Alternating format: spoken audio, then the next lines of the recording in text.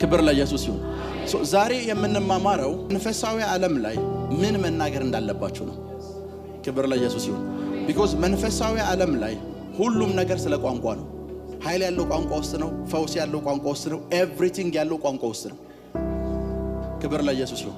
አሁን ምን መናገር እንዳለባችሁና ስለ ቋንቋ ኃይል ላወራችሁ። መጽሐፍ ቅዱስ የያዛችሁ ሰዎች ዘፍጥረት ምዕራፍ 11 ክፈቱ። ስፔሻሊ ቁጥር 6 አንብቡት። አሁን ያነበብነው የመጽሐፍ ቅዱስ ክፍል ውስጥ አንድ ነገር በጥልቀት እንዲገባችሁ ፈልጋለሁ። ሰዎቹ ግንብ እየገነቡ ነው። እግዚአብሔር መጣና እነዚህን ሰዎች ማንንም ሊያስቆማቸው አይችልም አለ። ማንንም አያስቆማቸው። ለምን ሲባል አንድ ቋንቋ ያወራሉ። ለምን ሲባል የተማሩ ናቸው አይደለም ያለው፣ አንድ ቋንቋ ያወራሉ። ያማል አንድ ቋንቋ ማውራት ከጀመራችሁ ፓወርፉል ናችሁ። ቤተክርስቲያን በዚህ ታይም እንደተሸገረች ልንገራችሁ። ቤተክርስቲያን በዚህ ታይም አንድ ቋንቋ ማውራት እንዲከብዳት ብዙ ቋንቋዎች አሉ። ብዙ ቋንቋዎች ተአምራታችሁ ለምን እንደማይፈጠረው ሁለት ቋንቋ ስለሆናችሁ ነው። ሁልጊዜ አንድ ቋንቋ በመሆን ውስጥ ነው ተአምራት ያለው፣ ፈውስ ያለው፣ ድንቆች ያሉት፣ ኤቭሪቲንጎች ያሉት። ያሰቡትን እንዳታደርጉ የሚከለክላችሁ ቁልፍ ነገር ምን እንደሆነ ልንገራችሁ። ስራ ማጣት፣ ፕሮፌሽን አለመኖር ወይም ወረቀት ማጣት አይደለም። ያሰባችሁት ነገር አእምሯችሁ ላይ ያልተሰባችሁት ነገር ምድር ላይ የሚያወርድበት ምክንያት ሁለት ቋንቋ ናቸው። ለዛ ነው ጌታ ኢየሱስም እንዳለ ልንገራችሁ፣ ሁለቱ ናችሁ አለ። ሁለት ናቸው እኮ ሰዎች በመስማማት ብትጸልዩ ደስም የሆነ ቶን ደስም የሆነ ላንጉጅ ቢኖራችሁ በሰማይ ያለው አባት ያደርግላችኋል። አንድ ጊዜ ፓስተር ክሪስ እያገለገለ ያለ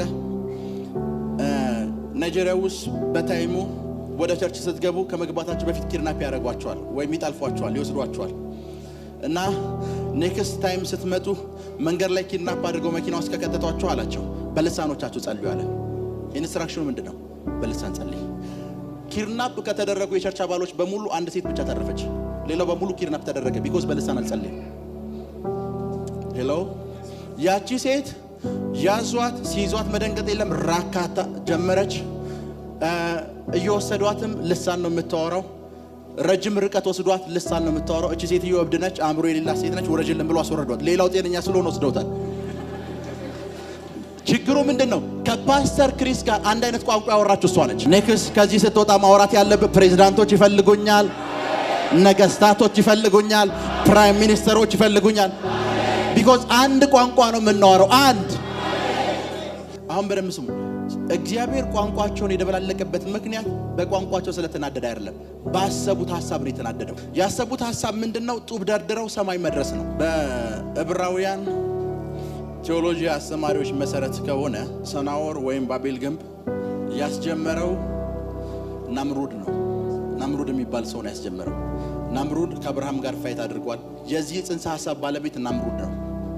ናምሩድ መጽሐፍ ቅዱስ እንደዚህ ይላል፣ በእግዚአብሔር ፊት ምን ነበር? ተዋጊ ነበር። ልክ ነኝ? በማን ፊት? በእግዚአብሔር ፊት ተዋጊ ነበር ማለት እንደሆነ ልንገራችሁ። እግዚአብሔር ናናግጠመኝ የሚል ሰው ነበር ቀስ ይዞ። ይሄ ሰውዬ በአንድ ቋንቋ እንዲያወሩ አድርጓቸዋል። ሁሉም ምድር ላይ ያለ ሰው በሙሉ ከናምሩድ ጋር ተስማምቷል።